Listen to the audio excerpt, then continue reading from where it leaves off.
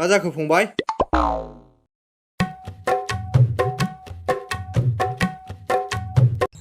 ओरैसो थांनांसिगोनलै।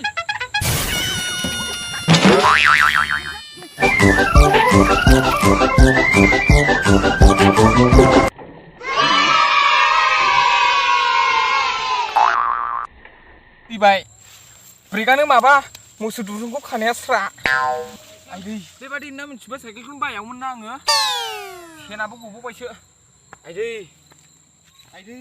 मा जाखोब्रा साइकेलालाय दिनैसो दिनै। मा जाखो फंबाय? नैलै दिनैसो दिनै साइकेलनि फ्रि रिकमेन्ड ट्रेनिं होदोंमोन आङो। साइबोसो साइकेलानो सुसो जाबाय साइकेलानो हारामखुर।